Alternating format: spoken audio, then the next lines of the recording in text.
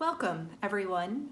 My name is Elizabeth Meisner-Gigstead, Director of the Miller Art Museum here in downtown Sturgeon Bay, and I'm pleased to introduce you to the Studio Door, part of the Miller's Second Thursday Education Program, a free program series bringing virtual conversations between our curator and artists connected to our Door County community, directly to you in your home. While the museum is void of life and lights remain dark during this time of social distancing, I invite you to connect here, online, and join with us as we move to a virtual platform. This series, in particular, gives you a sneak peek into future programming and direction. For nearly 50 years, the Miller Art Museum has been a driving force of our creative community, and now we are elevating our profile and steadily building on a strong foundation. We hold the incredibly unique story of human creativity in Door County with more than 1,200 permanent collection artworks. It's this history, the stories, and the individuals that created them that propel us forward and sets in motion a new dialogue for the museum and lays the groundwork for our future. A future centered on strengthening our educational offerings, deepening community engagement, and particular focus on supporting and celebrating visual artists. I hope you leave today with a sense of excitement and inspiration in the conversation that follows. I wish you all good health and sanity during this extremely challenging time. Thank you.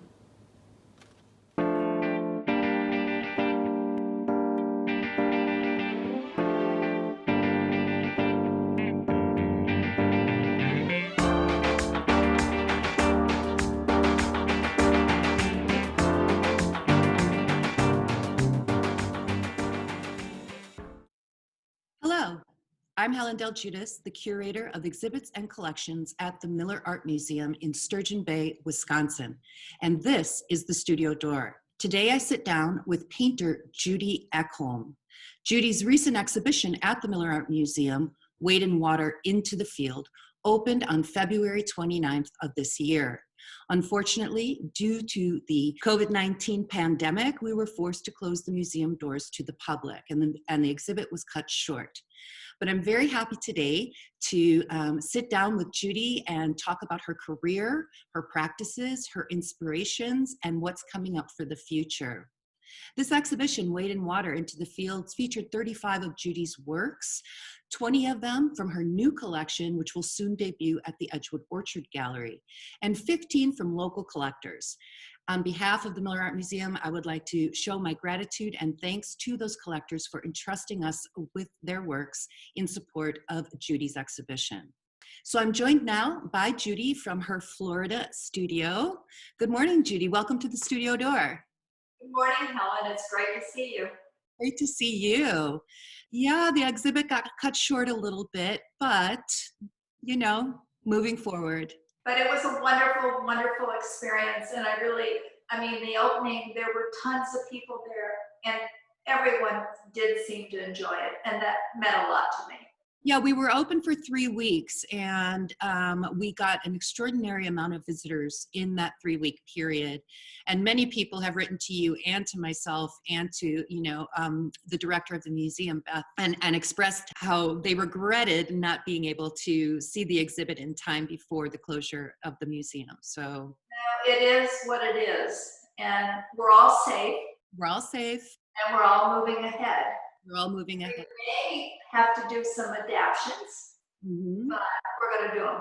We're going to do them. That's right. Before we really get into our conversation, I know that Edgewood Orchard, as soon as they are able to open like the rest of us, they plan on debuting with your new collection. Isn't that correct? Right.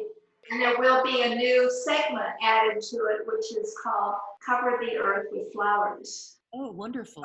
And those are a group of paintings that you have not seen yet, but they were done during this time because my feeling is that we needed some joy, and I think flowers are joyful.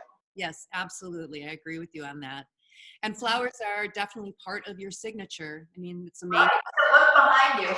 It's one of your mainstays, right? Yeah, right.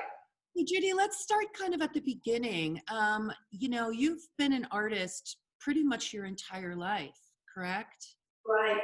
Yeah. Ever since Ever since I can remember, I don't know how far your memory goes back, but I do remember doing drawings and having a great aunt take my drawings to her office. She was one of the first women executives with the AMP, and she would pin them up on the bulletin board, and people that worked there for her would buy them. And then I had candy money. That's Yes, I was rewarded at an early age, yes. yeah, so you were creating and selling immediately. Right, and getting candy. Candy out of it. And so how did, as a young woman coming into your own, how did your painting career begin to develop? Education classes and take oil painting. So not everyone gets to do that in the 4th grade. So I think that was kind of a breakthrough. Those were terrible looking paintings. I remember them, but it was a great start. Were you painting flowers back then too? Flowers and water? I used to paint people and still lifes. But I got to paint. Yeah. That was, and I got to play with the media, and I was with a bunch of older people, many of them close to retirement, Sunday painters, who were really encouraging to me, and I was the only kid in the group. That's amazing. So you had a lot of influences from practiced people. I did. I was really lucky. And you used to sell your works at the old town. I'm an old school Chicago girl, and you used to sell your works at the Old Town Art Fair. Actually, I joined the North Shore Art League in Winnetka, and they got a hold of me somewhere, and they said, if you will apply to Old Town, I'll see to it that you get in. Oh, that's great. Yeah, I know. I had a shoe in, and I'm going, okay, I'll send my money. I can do this. So we did do that. I did Old Town, I did Oak Brook, I did Barrington, I did Lake Forest. Did that for, I'm trying to think, maybe 4 or 5 years. And then we were in the Appleton area and decided, okay, the kids were all out of college by then, and we need to go to Door County because that's where our heart is, and that's where we can sell our work, and maybe we won't have to do so many street shows.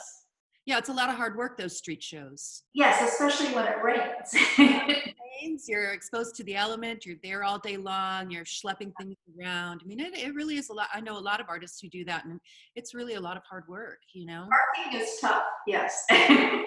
We had a Volvo station wagon, and the display went up on top with the ropes. I mean, we didn't have a van. We knew how to pack. We were really good packers. You're loading and unloading all the time, huh? That was it. So once you were in Door County, what was special about Door County for your career? Well, I think just first of all, being near things that I love to paint. Mm-hmm. So there were areas, there were places, I call them adventures, are perfect picnic spots where you find things that you just can't help but want to paint. So Door County kind of did that for me. Yes, we sold and it worked and people started to notice us more and all of that. But the big thing was I found the inspiration there, probably more so than I ever had. And I still do. There's something very special about the door. The light is different. It reflects off of the water because it's such a thin, narrow peninsula. It's special, and a lot of people feel that way. It will always be special. Yeah, it's got incredibly lush landscapes with the lake and the rock formations on the lake, and even the erosion. Sometimes when I'm walking along the lakefront and I'm looking at the patterns of the erosion, from the bashing of the lake, there is something quite magical about it. It's really quite special. No, it's and then the light, because of the light and because of the change, and when storms blow through, I mean, there's so much there. You never have enough time to paint it all. Yeah. And so let's talk about your inspirations a little bit. I want to get into your painting process because, I kind of think that you're a painter's painter. And, you, I mean, um, but so how do where do you draw your inspiration? How do you know when you find that moment that is going to become a painting? And how do you set yourself up to paint? It is, for me, it's not a quick process. I take a lot of time before I even decide what I'm going to paint. I generally go with the camera. Now we've got the cell phones. My Nikon, I don't carry anymore because it's heavy. I can do what I want to do with the cell phone. We go out at different times of day. We go to special spots that we love. We take photos. I try to ingrain myself in the spot. I take a lot of home to the studio. I look at what I have, and then I dream on it for a while and decide what is the most important element about that time when I was out there that I need to convey in my painting. So that's the process. I mean, that's not the technical process, not the actual paint process, but that's the inspirational process. So is that perfect, that perfect moment that you're looking for, does that come to you, visually? Does it come to you as a sensation? Wow. I think it's an emotion. It's an emotion. It's an emotion. It is. And I think my paintings are based on a lot of emotion. Mm-hmm. What I'm feeling. And, hopefully, I like the fact that other people respond to that emotion. But generally, if I get that feeling, they're going to respond to it. It's amazing. I don't know what happens, but it just happens. Well, we've talked before about the fact that, people look at paintings and they think, wow, you're such a talent and this happened so magically. And you maybe flicked your wrist and this beautiful painting emerged, right? But it really is a lot of work and a lot of preparation and a lot of honing of skills. So somewhere between that emotion that's inspiring you and the finished product is a lot of capacity and ability to make it happen. Right. And then there's the drawing. You come up with your feeling. Then there's the drawing. And I do my drawings with a contour line drawing. Mm-hmm. Because I like contour line. I just love that movement with the hand that is flowing. So I'll do my drawing with contour line. I'll transfer the contour line to the canvas, and then I'll start. And I start with darks and work my way up to light. Now my canvases are prepared. Behind me, there is a stained canvas that's prepared for a big forget-me-not painting. Okay. The drawing is on it. It was stained last night.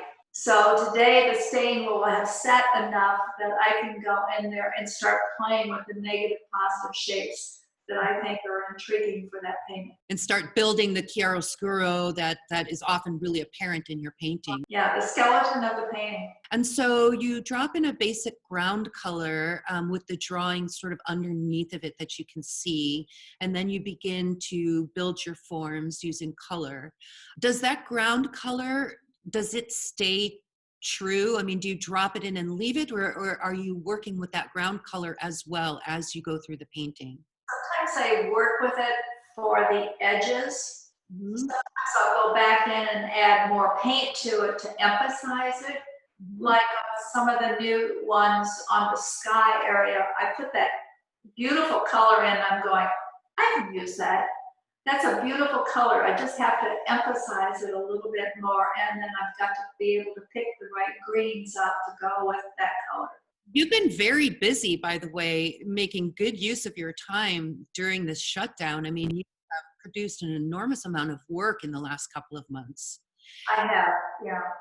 I mean, just looking at a few. You know what, Helen, that's generally me. when things get tough, I get tougher. Yeah, I like it. Because I don't think you have a choice. Right. It doesn't mean that I don't feel what's going on around me, but if I can channel it into something in my studio, for me, I'm much healthier. Hmm. I mean, I can't see my grandkids now. I can't see my children now. I have a husband who's great. I have a dog who's wonderful. But those two things in my painting, basically, that's all I've got. So Yeah. I better make the best of it.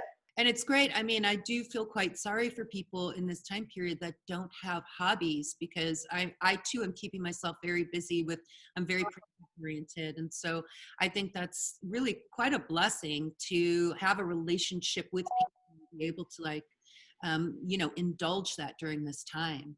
Right. Yeah. No, it is. And we created a new website. My husband did, because he's home. We've created a newsletter.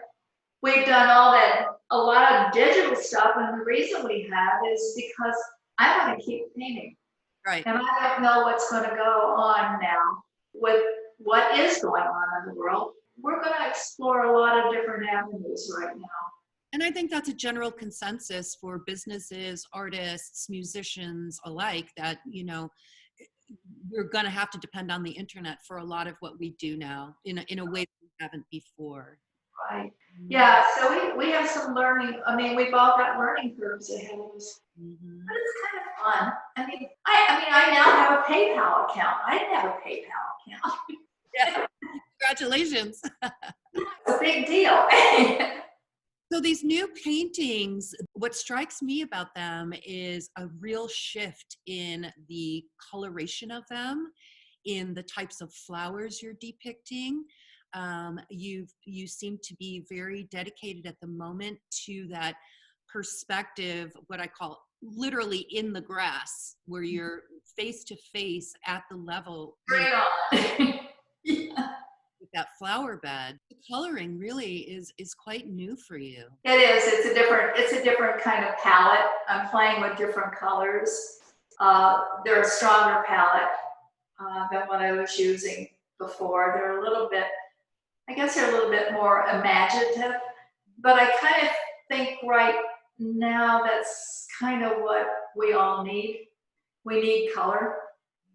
We need a lot of color, as much as we can get our hands on, because I think that's going to make people feel better, and it makes me feel better doing it. So that's the reason, and I think it just happened subconsciously. Mm-hmm. It wasn't planned. Now, your signature flower for me is the poppy. Oh yes, the poppy. The flower so deeply associated with the Judi Ekholm paintings. I know. How did where does that love for the poppy come from? My grandmother. No, my grandmother was, my father and my grandmother were consummate gardeners. Mhm. And my grandmother had huge beds of iris and of poppies. And when I spent a lot of time with my grandmother, she was kind of a curmudgeon, but she taught me all kinds of things. And one of the things that she taught me was, when we would bring the poppies in, we would burn the ends of the stems. And that was my job. And the reason we did the ends of the stems with the poppies was they stayed fresher. Hmm. And she gave bouquets away. So my job was burn the ends of the poppies. So I had hands-on experience with poppies from a very early age, as soon as I could use a match. So you really had a relationship with the poppy, and a lot of your, warmer childhood memories are sort of located in those flowers in that garden. Yeah, there were forsythias. We would bring the forsythias in early. We would force them. My grandmother didn't have a lot, but she made fun with whatever we had, and she kept me busy. That's good. Always good for the youth. Keep them busy. Yep. Keep them busy. Keep them out of trouble. So Judi, you you have what I call the artist dream. You have been for the most part, exclusively a painter for your entire life, for your entire career. And you've been a painter that has had a lot of gallery success and gallery relationships. And you've consistently sold. You have thousands of collectors. You've had hundreds of exhibits. And you've been represented by the Edgewood Orchard Gallery for over 10 years. You're certainly one of Door County's most popular painters. You know, that's an artist's dream, is to have that type of career. What kind of advice would you give to young artists, emerging artists, or artists who really have that goal in mind? What steps do they take to establishing themselves in that way? Well, that's a tough one, but I think my biggest advice would be to come up with 5 paintings, sculptures, ceramics, jewelry, whatever. Come up with 5 in your repertoire that you feel as if they are consistent with one another, and feel at home with what happened with those 5. Is that who you are? You have to think about that. Is this who you are? Is this who you want to be? Kind of think of it early on. If you come up with 5 that you think are you, because that's important, then you need to do your presentations to galleries. And boy, there's a whole system to that anymore, online, otherwise. I mean, that can be really very complicated, the presentation itself. And I don't want to go into detail on that. But I think what's really important are those 5 pieces that are consistent. And that have like an identity that you can get behind as an artist. Who are you? Right. Now, what are you about? Mm-hmm. I mean, I'm about nature. I'm about flowers, gardens, the natural world. I know that's what I'm about. I've been about that my whole life. Mm-hmm. My kids are about that. My grandkids are about that now, which is really great because I think I probably influenced them a bit. But that's so important because that's one of the biggest gifts we've ever been given is the outdoors. Yeah. And so for me, I found what was important to me. And for someone that's starting out, they have to find what's important to them because then their work is going to be much better. Whether it's abstract, realism, or whatever, but once they find, maybe it's just the media itself. You know, there's artists out there doing cold wax now. They're doing beautiful things because they love playing with that media and they love playing with the color and the texture. So I think you have to find your place, who you are. I think that's very good advice. And also the idea of the 5 paintings, you know, so that if you are able to complete 5 paintings in this subject matter, it's a subject matter that you're developing, you're creating a cohesive series, you're creating a body of work that can begin to tell the story about you and your artistic practices. Yeah, and that consistency is very important to a gallery owner. Mm-hmm. Because then they, from the marketing end of it, they've got an image to present. Mm-hmm. And that image is important. Yeah. Because there's so much out there. I mean, you look at the artists that Edgewood represents. I mean, they all have a different image. Mm-hmm. And the ones that come on strongest have their own image. And some of it's time. It takes a long time. Oh, there's a few that hit the market right away, but they're here today, gone tomorrow. But it can be confusing and difficult for a gallery to maintain dedication to you as an artist and continue to represent you if your paintings are sort of one-off, and then you change your medium, you change your subject.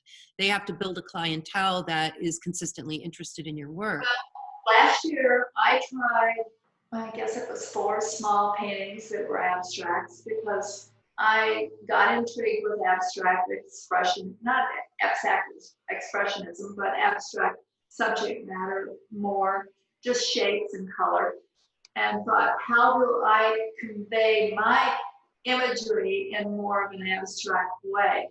Well, my imagery is built on pattern Mm-hmm. much of the time. And that's what I tried to do with these that were a little bit more abstract. Now, people looked at them going, I don't know, that I got varied reviews on them. There were some people that were totally intrigued with them. But I had to try something different. Mhm. So I thought, no, this could be fun, but I've got to do 4 or 5 of them just to see how I feel about them. And actually, I don't even think they sold, which is fine. We have 2 of them in the gallery right now, the Edges series. And I am one of those people that's intrigued by them. But, you know, I'm always looking with the curator's eye, and Yeah. a little bit different of an eye than your sellers or your consumers. It was fun to do, and I think I learned something. They're also done in acrylic, which I don't normally work in. Mhm. So that's a whole nother touch feel thing to work in acrylic versus oil. I've worked in acrylic before, but I thought, let's just take a break and play around a little bit and see what happens. Mhm. And what do you think the difference is? Like, how do you feel? What is the difference? Because people ask this question all the time. You know, what's the difference between oils and acrylic really? Yeah. Like, are oil paintings higher quality? Are they automatically superior? Can you do the same things with acrylic that you can do in oils? No. Acrylic is a plastic paint. Oil is more natural. You can, in my feeling, you can do a lot more. You've got more technical expansion with oil than what you will ever have with acrylic. Acrylic has fast drying time, which is nice, but it doesn't, I don't think acrylic lends itself to depth of color like oil does. And I like to build up from dark to light with my oil. Mhm. And I know there are acrylic painters that do that. It's just not the same. It doesn't, to me, it doesn't. Maybe it is for some people, but for me, it doesn't feel right. I'll go back to oil, always. You're loyal to the oil. I'm loyal to the oil. You got it. So Judi, you call yourself, or you have been called, a contemporary impressionist. Tell me about that labeling, that genre. Oh, those labels, yes, those labels. And people are always looking for labels, and a lot of gallery owners are smart enough to know that if they're going to sell someone, perhaps they better have a label. I mean, it's all part of the marketing thing. It's all part of the art history. Mhm. Years ago, there was a gallery owner by the name of David Barnett who liked my work. This has to go back 25 years ago. And he would come. I was doing the Economowalks art fair at the time. He'd come and stand. He was really eerie because he'd come and stand in front of my stand for like a half an hour to 40 minutes. And I'm going, what is this guy doing? What is he looking at? What's going on with him? So I thought, okay, I don't know you. Who are you? And finally he came up, gave me his card, and he said, I really like your work. I really, really do. I'd like to sell it. I don't know if I can because he was selling a lot of other people at the time, and I was young. I mean, I still was new. I hadn't even gone with Dorothy Bradley in Milwaukee at that point. I was still a street artist. And he said, you are what I call a contemporary impressionistic painter. And I thought, well, you do have some credentials. I know you. I know who you are. I know your gallery. Okay. You've been established for a long time. So I thought, that's a good term. I like that term because it's kind of wide open. It allows me some freedom and it's not so tight and yet it's current. Mhm. So I said, I like that. I'll go with it.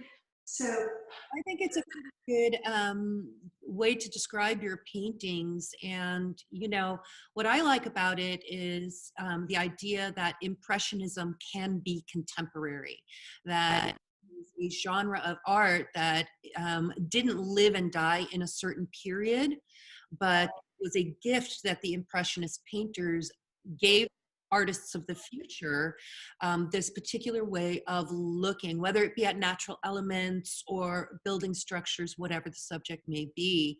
And certainly nature lends itself to impressionism. But, the idea that, these art genres from history can, continue to live on and that they remain valid Right, in contemporary times. Once invented, always present. right. But it can be reinvented in its own way, which is, man, we're going to have to reinvent a lot of things right Yeah, now. the name of the game. I mean, we're Zooming right now, right? Were we Zooming Nope, 5, 10 years ago? No. not even a year ago. So there you go. So what do you have in store for yourself over the next couple weeks? Oh, well, actually, Edgewood wanted to know if I had another forget-me-not painting. And I didn't, but I thought, okay, I'm finishing up, as soon as I finish up this series of Cover the Earth with Flowers, I knew I had ordered 3 large canvases, and I knew what one of them was going to be. And actually, it kind of struck me, and I thought, oh, that would be kind of fun to do another. If you've got a customer, that's great. There's the potential of a sale. I like to sell. I like to buy materials. Okay, so I thought, yeah, I could do a different kind of forget-me-not painting. And I think that would be kind of fun right now because it's current and the forget-me-nots actually in Door County in Peninsula State Park are probably blooming. If they're not yet, they will be shortly. So yes, I think I'd like that. So that's in store after I finish up those small ones that I'm doing.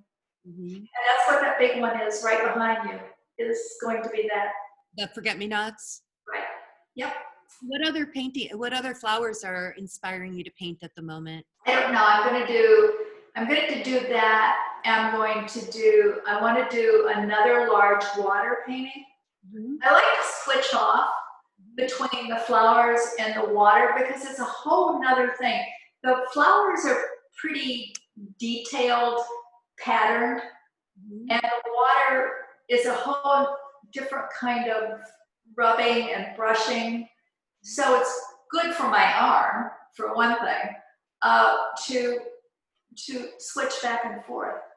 So I probably will finish up the flower thing and then go into the water again. I've got some great ideas on some water paintings again. So between the two. As a painter myself, I find that switching, my techniques from one painting to another, switching back and forth actually feeds and resonates in the paintings. And then, the paintings themselves start to build a relationship. It enhances growth. I mean, there's no doubt about it. And I really think you have to grow. Your imagery has to grow. Your technique has to grow. If you stop growing and stop playing, you're dead. Right. Yeah. So you got to keep true to yourself, but you gotta play a little bit. Mm-hmm. Yeah. Well, I think you have given some great advice to young painters or emerging painters, people who are, have the goal to, be painters as a career, to have that as a career. So I really appreciate that. Judi, I'm going to let you go. Thank you so much for this conversation. This was a really lovely conversation, and hopefully sooner than later, Edgewood Orchard will be able to open like the rest of us, and we can all come together again. Wonderful day. Thank you, and we'll see you soon. Yeah, thank you, and for everything. Bye.